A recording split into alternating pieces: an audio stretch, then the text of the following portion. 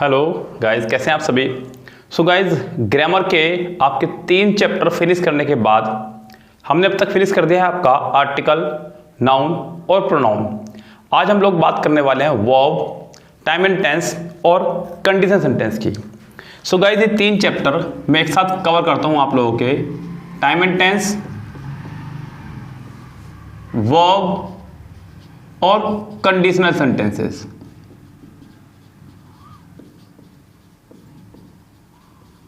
Yes guys, क्योंकि इन तीनों का ही रिलेशन कहीं ना कहीं आपस में है, इसलिए मैं इन तीनों को एक साथ ही लेके चलता हूँ अपने क्लासरूम में भी और यहाँ पे भी। क्योंकि बच्चों, कंडीशन सेंटेंस के ऊपर अलग से कोई एक्सरसाइज नहीं दी गई है बुक के अंदर। इन्हीं चैप्टर्स के अंदर कुछ सेंटेंस इन्होंने दे दिए गए हैं, इसलिए मैं कोशिश करता हूँ कि इसी चैप्टर को मैं यहीं पर फिनिश कर दूँ। पहले मैं इसको अलग कराया करता था, फिर मैंने इसको इसी के साथ कराना शुरू कर दिया है। सो हम लोग verb plus time and tens plus condition sentences 3 chapters को एक साथ लेके चलेंगे। चैप्टर थोड़ा लेंथी हो जाएगा, इससे फर्क नहीं पड़ता है, बिकॉज आपके 3 चैप्टर भी तो एक साथ चल रहे हैं गाइस। यस, थोड़ा सा ये भी ध्यान दीजिएगा। और अंग्रेजी ग्रामर की जान है, ये भी ध्यान रखिएगा। इंग्लिश ग्रामर में अगर आपने इनको उस तरह से कर लिया जिस तरह से मैं कराना चाह रहा हूँ, सो आपके खूब अच्छे नंबर आ सकते हैं, ध्यान रखें। क्योंकि मैं सिर्फ वो पढ़ाऊंगा जो एग्जाम के पॉइंट ऑफ व्यू से इंपॉर्टेंट है। यस गाइस, मैं वो 12 घंटे क्लास नहीं बनाने वाला हूँ या 17 घंटे क्लास नहीं बनाने वाला हूँ कि बस पढ़ाए जा रहे हैं और एग्जाम के हिसाब से क्या है क्या नहीं ये नहीं पता। यस गाइस, सिर्फ और सिर्फ एग्जाम के पॉइंट ऑफ व्यू से चलेंगे। आपको एग्जाम क्लियर करना है क्योंकि। यस गाइस, और बेसिक्स तो मेरा रहता ही है अपना बढ़िया आपको बताने के लिए। तो गाइस, यहां पे चैप्टर का नाम हम लिख देते हैं verb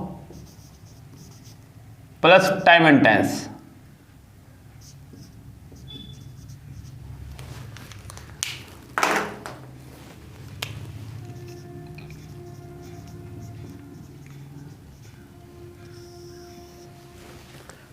verb plus time and tense. थोड़ा सा साफ नहीं दिख रहा था ये लीजिए, अब दिख रहा होगा। सो गाइज, चैप्टर का नाम है आपका verb plus time and tense. हम लोग पहले बात करेंगे वर्ब की। यस, वर्ब से शुरू करते हुए मैं आपको धीरे धीरे टाइम एंड टेंस पे चलूंगा और फिर इस चैप्टर को फिनिश करते हुए हम लोग आगे बढ़ जाएंगे। यस गाइज, सो बहुत मजा आने वाला है। मैं आपको पहले बता दूं गाइज, ऐसा शायद आपने अभी तक किसी पे भी ना पढ़ा हो। यस, हालांकि ऐसा सब बोलते हैं, लेकिन लेक्चर को देखने के बाद में आपको भी यकीन हो जाएगा कि ऐसा वाकई में सही कर दे सर। बच्चों, अगर मैं बात करूं वर्ब की सबसे पहले, तो वर्ब आपकी 2 तरह की होती हैं, हेल्पिंग वर्ब और मेन वर्ब। हेल्पिंग वर्ब और मेन वर्ब। हेल्पिंग वर्ब यानी कि सहायक क्रियाएं, हेल्पिंग वर्ब यानी कि सहायक क्रियाएं, और मेन वर्ब यानी कि आपकी मुख्य क्रियाएं जिनके अंदर कुछ ना कुछ एक्शन छुपा हो, जिनके अंदर कुछ ना कुछ एक्शन छुपा हो, उसे बोलते हैं मेन वर्ब। क्या बोलते हैं इसको? वर्ब। तो जरा ध्यान देना, जैसे कि मैंने कहा प्ले, क्रिकेट खेलना, तो ये एक एक्शन है। मैंने कहा डांस, नाचना, ये भी एक एक्शन है। मैंने कहा खाना खाना, ये भी एक एक्शन है। मैंने कहा खाना बनाना, ये भी एक एक्शन है। मैंने कहा पढ़ाना, ये भी एक एक्शन है। मैंने कहा पढ़ना, ये भी एक एक्शन है। मैंने कहा कूदना, ये भी एक एक्शन है। मैंने कहा भागना, ये भी एक एक्शन है। तो जिन शब्दों में कोई ना कोई एक्शन छुपा होगा वो सब कहलाएंगे आपके वर्ब। क्या कहलाएंगे? आपकी वर्ब। यस गाइस, और हेल्पिंग वर्ब यानी कि इनको सहायता यानी को मदद देने वाली वर्ब्स। यस, पहले मैं शुरुआत हेल्पिंग वर्ब से ही करूँगा। मेन वर्ब तो आप जानते हैं खूब सारी है। यस गाइस, हेल्पिंग वर्ब को भी हम लोगों ने 3 पार्ट्स में डिवाइड किया है, प्रेजेंट की, पास्ट की और फ्यूचर की। प्रेजेंट की हेल्पिंग वर्ब, पास्ट की हेल्पिंग वर्ब और फ्यूचर की helping verb. Present, past, future की। अगर मैं प्रेजेंट की बात करूं हेल्पिंग वर्ब में, प्रेजेंट में अगर हेल्पिंग वर्ब की बात करूं, सो आपकी वर्ब की फर्स्ट फॉर्म या उसमें वर्ब की फर्स्ट फॉर्म में एस या ईएस। हालांकि ये मेन वर्ब ही है, लेकिन मैं इसको प्रेजेंट में इसलिए रख रहा हूं जिससे कि आपको आराम से समझ में आ जाए। यस गाइस, उसके बाद में आपका do, does, is, am, are, has, have और हैविंग। हैज, हैव और हैविंग। अगर मैं पास्ट की वर्ब की बात करूं तो उस हिसाब से यहाँ पे सेकंड फॉर्म, यहाँ पे डिड, यहाँ आपका वॉज वर, यहाँ पे आपका हैड और यहाँ पे आपका यूज्ड टू। अगर मैं फ्यूचर की बात करूँ सो आपकी will, shall, can, may, would, should, could, might, must, ought to, must, ought to और गोइंग टू। और साथ में 3 और भी हैं जिनको मॉडल ऑफ की श्रेणी में ही रखा जाता है, यानी कि आपकी डेयर टू और नीड टू।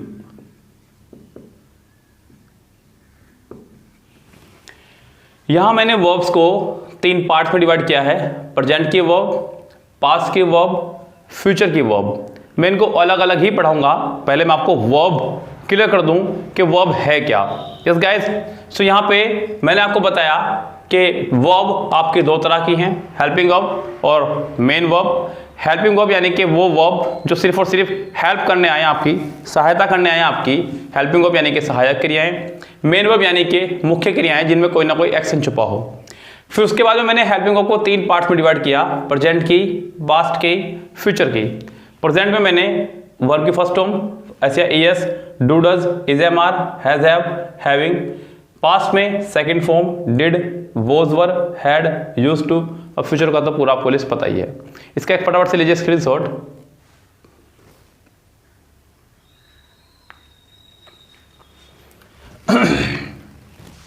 इसके बाद ध्यान रखिएगा गाइस, अभी मैं बिल्कुल वर्ब का आपको बेसिक बताऊंगा, उसके बाद मैं आपके साथ में आगे बढ़ूंगा। यस गाइस, ये ध्यान रखिएगा आप लोग, ध्यान दीजिए बच्चों। उसके बाद साथ में बी, बीन और being. Be, been, being. Be, been, being किसी भी टेंस की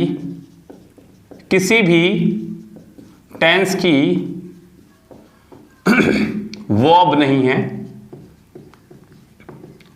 किसी भी टेंस की वर्ब नहीं है मतलब ना ये प्रेजेंट में आती, ना ये पास्ट में, ना ये फ्यूचर में।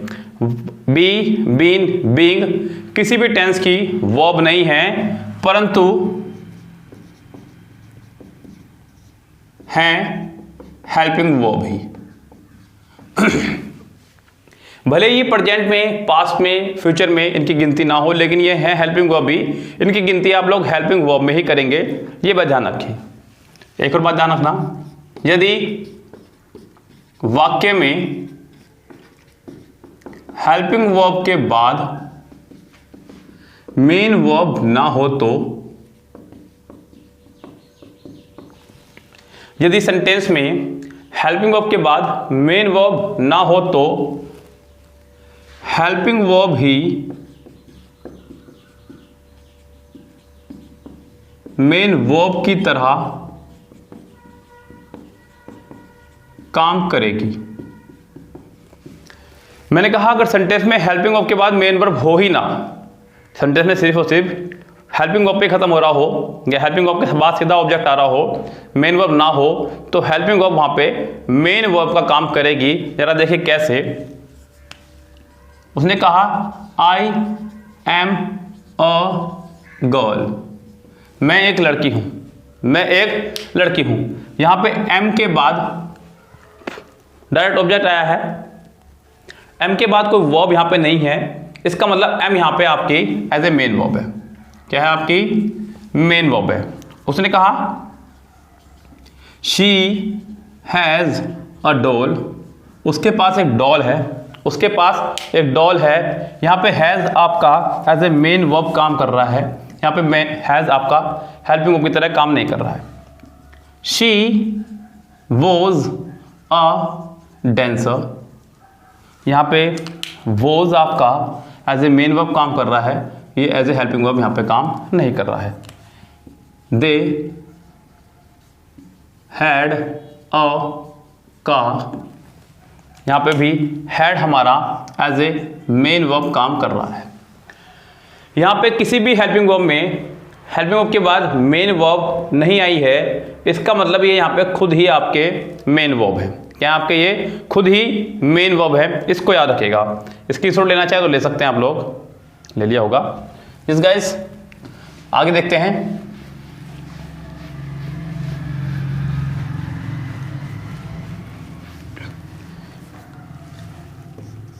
यदि वाक्य में हेल्पिंग वर्ब के बाद मेन वर्ब भी हो तो हेल्पिंग वर्ब सिर्फ टेंस का निर्धारण करेगी। सो गाइस, ये मेरा अंदाज है बाइलिंगुअल लिखवाने का, जिससे कि एक बच्चे को बिल्कुल बहुत आराम से समझ में आ जाए। आप चाहे हिंदी मीडियम से हो या इंग्लिश मीडियम से, दोनों को ही बहुत अच्छे समझ में आएगी। जैसा नोट्स में लिखा होता है डिट्टो, मैं बिल्कुल वैसा ही आपको पढ़ा रहा होता हूँ। ये नोट्स मैंने ही लिखे हैं, तो मैं सोचता हूँ कि बिल्कुल आपको वैसे ही पढ़ा जाए। कल को जब आप नोट्स पढ़ें तो आपको जरा भी दिक्कत ना आए। यदि वाक्य में हेल्पिंग वर्ब के बाद मेन वर्ब भी हो, यदि वाक्य में हेल्पिंग वर्ब के बाद मेन वर्ब भी हो तो हेल्पिंग वर्ब सिर्फ और सिर्फ यहाँ पे टेंस का निर्धारण करेगी। टेंस का मतलब हेल्पिंग वर्ब सिर्फ ये बताएगा कि मैं प्रेजेंट में हूँ, मैं पास्ट में हूँ या मैं फ्यूचर में हूँ। जरा देखते हैं एग्जाम्पल। उसने कहा I am writing a letter. I am writing a letter, मैं एक पत्र लिख रहा हूँ। यहाँ पे एम सिर्फ और सिर्फ ये बताना आया कि वाक्य आपका प्रेजेंट में है। किसमें आपका वाक्य प्रेजेंट में है। आपने कहा आई वॉज कुकिंग फूड, यहाँ पे हेल्पिंग वर्ब के बाद भी मेन वर्ब है। यस, तो यहाँ पे वॉज ने सिर्फ ये बताया कि मैं पास्ट पे हूं। ओके, उसके बाद में she will write a letter, यहाँ पे विल के बाद मेन वर्ब है। यहाँ विल से पता चल रहा है कि सेंटेंस आपका फ्यूचर में है। किसमें सेंटेंस आपका फ्यूचर में है। यदि हेल्पिंग वर्ब के बाद मेन वर्ब हो तो हेल्पिंग वर्ब सिर्फ और सिर्फ टेंस का निर्धारण करेगी। सिर्फ ये बताने आएगी कि वाक्य आपका प्रेजेंट में है या पास्ट में है। इसका फटाफट से लीजिए स्क्रीनशॉट एक छोटा सा।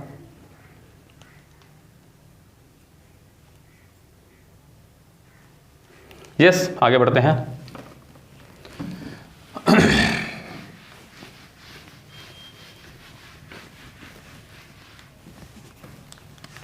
गाइस, याद रखना कि एक ही वाक्य में, एक ही सेंटेंस में मैक्सिमम 3 हेल्पिंग वर्ब आ सकती हैं। एक ही सेंटेंस में मैक्सिमम 3 हेल्पिंग वर्ब आ सकती है, मैक्सिमम 3 बस। एक सेंटेंस में सिर्फ और सिर्फ 3 हेल्पिंग वर्ब आ सकती है, ध्यान रखें। जरा देखिए कैसे। मैंने कहा I have been teaching English since 2009। मैं 2009 से अंग्रेजी पढ़ा रहा हूं। यहाँ पे हेल्पिंग वर्ब 1, हेल्पिंग वर्ब 2, उसके बाद आपकी मेन वर्ब आई है। क्या ये आपके उसके बाद में मेन वर्ब। आपने कहा she has been learning the guitar for 4 years। वह 4 सालों से गिटार सीख रही है। Helping verb first, helping verb 2, उसके बाद में आपकी आई है मेन वर्ब। एक सेंटेंस और देखिएगा, I shall have been teaching since 2022। यहाँ पर अगर हम लोग बात करें तो helping verb 1, helping verb 2, helping verb 3 और उसके बाद आपकी आई है मेन वर्ब। यस गाइस, यहाँ पे ध्यान रखना, मैंने कहा कि एक ही सेंटेंस में मैक्सिमम 3 हेल्पिंग वर्ब आ सकती हैं। कितनी? मैक्सिमम 3 हेल्पिंग वर्ब आ सकती हैं एक ही सेंटेंस में। तो यहाँ पे आप मैक्सिमम 3 हेल्पिंग वर्ब का इस्तेमाल कर सकते हैं, उसके बाद आपका मेन वर्ब आएगी। मैक्सिमम 3 है बच्चों, उससे कम भी आ सकती हैं। यस, मैंने आपको बताया मैक्सिमम 3 हेल्पिंग वर्ब आएंगी। साथ ही साथ उसके बाद आने वाली हैव वर्ब अपने पहले वाले रूल को फॉलो करेगी, उसके बाद वो आगे बढ़ेगी। वो क्या रूल होगा उसको भी देखेंगे। अभी एक छोटी सी बात और मैं आपको बता दूं, फिर मैं आपको रूल बताऊंगा, फिर चलेंगे हम लोग आगे चैप्टर के नेक्स्ट पड़ाव पर। मुझे ध्यान देना, वाक्य अगर नेगेटिव हो, वाक्य अगर आपका नेगेटिव हो तो नेगेटिव में हम 2 चीज़ों का इस्तेमाल करते हैं, एक तो नोट और दूसरे नेवर। टेंसेस के अंदर नेगेटिव बनाते समय हम लोग नोट या नेवर का इस्तेमाल करते हैं। नोट का इस्तेमाल हमेशा हेल्पिंग वर्ब के बाद होता है, हेल्पिंग वर्ब के बाद होता है, और नेवर का इस्तेमाल हमेशा मेन वर्ब से पहले, मेन वर्ब से पहले। हेल्पिंग वर्ब का यूज़ हमेशा नोट का यूज़ हमेशा हेल्पिंग वर्ब के बाद करते हैं, और नेवर का यूज़ हमेशा मेन वर्ब से पहले। जरा देखिए कैसे। मैंने कहा I shall not have been teaching since 2022। I shall have been I shall have been never teaching since 2022। So guys ये बहुत छोटी छोटी चीज़ें हैं जो आपको समझनी है, ध्यान रखना आप लोग, क्योंकि इन छोटी छोटी चीज़ों से ही आप लोग महान बनेंगे। बड़ी बड़ी बातें तो आप लोग बुक्स में पढ़ ही लेते हैं, लेकिन वहाँ पे छोटी छोटी चीज़ें आप कवर नहीं कर पाते, उनको देखिएगा ध्यान से। मैंने कहा कि नोट का इस्तेमाल हमेशा हेल्पिंग वर्ब के तुरंत बाद, और नेवर का इस्तेमाल हमेशा मेन वर्ब से पहले करेंगे, मेन वर्ब से पहले करेंगे। यानी कि ध्यान रखें, सेंटेंस में नोट की पोजीशन हमेशा 3rd नंबर रहती है। सेंटेंस में नोट की पोजीशन हमेशा 3rd नंबर पर रहती है, सब्जेक्ट, हेल्पिंग वर्ब और उसके बाद में नोट। सेंटेंस में हमेशा नोट 3rd नंबर पर ही रहता है, इस बात को बिल्कुल भी आप ना भूलना। नेवर मेन वर्ब से पहले आएगा, उसकी position according to step by step खिसक सकती है। हो सकता है कि हेल्पिंग वर्ब एक ही हो तो नेवर दूसरे नंबर पर, तीसरे नंबर पर आ जाएगा। 2 हेल्पिंग वर्ब होंगी तो ये 4th पर आ जाएगा। 3 हेल्पिंग वर्ब होंगी तो ये 5th पोजीशन पर आ जाएगा, क्योंकि नेवर को हमेशा मेन वर्ब से पहले ही लगाना है। आगे देखिएगा गाइस, इन सभी हेल्पिंग वर्ब से एक छोटी छोटी चीज़ें जो आपको रटनी ही होंगी। अलग अलग फैमिली है इनकी सबकी। पहली फैमिली है आपकी डू की। डू की फैमिली है गाइस। डू की फैमिली में डू, डज और डिड ये 3 आया करते हैं। डू की फैमिली में डू, डज, डिड ये 3 रहा करते हैं। इनके साथ हमेशा वर्ब की फर्स्ट फॉर्म आएगी। क्या आएगी आपकी? वर्ब की फर्स्ट फॉर्म। दूसरी जो फैमिली है वह है आपकी हैव की। हैव के साथ फैमिली आपकी हैव, हैज, हैड और हैविंग। इनके साथ हमेशा वर्ब की 3rd फॉर्म आया करती है। क्या आया करती है? 3rd form. जो तीसरी फैमिली है वह है आपकी बी की। कौन सी फैमिली है? बी की।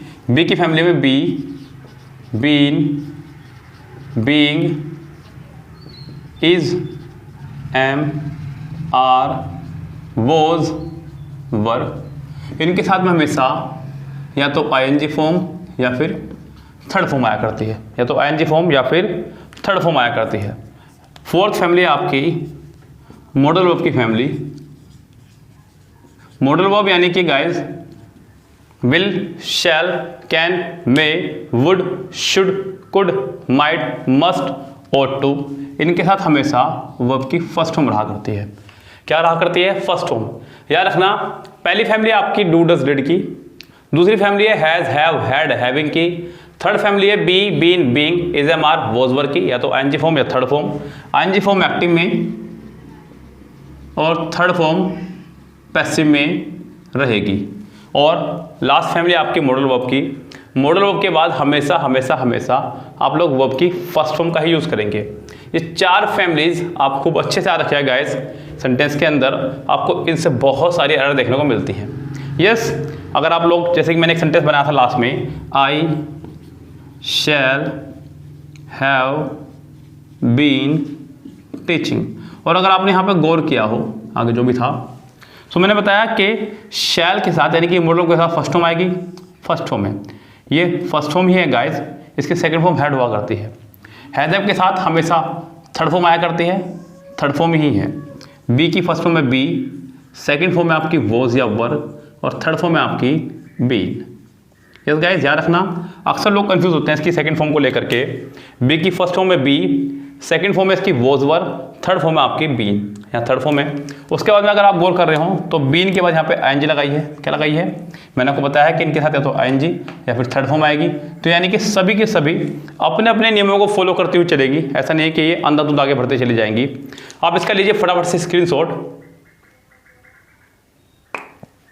यस गाइस, तो यहाँ पे वर्ब का एक छोटा सा बेसिक मैंने आपको क्लियर कराया। उसके बाद इनके अंदर आई हुई वर्ब की, जैसे कि प्रेजेंट की वर्ब, पास्ट की वर्ब, फ्यूचर की वर्ब की अलग अलग बात करेंगे, और उसके बाद धीरे धीरे हम लोग आगे बढ़ेंगे। यस गाइस, सो आज के टॉपिक में इतना ही। फिलहाल मिलते हैं नेक्स्ट टॉपिक के साथ में। Goodbye, have a nice day.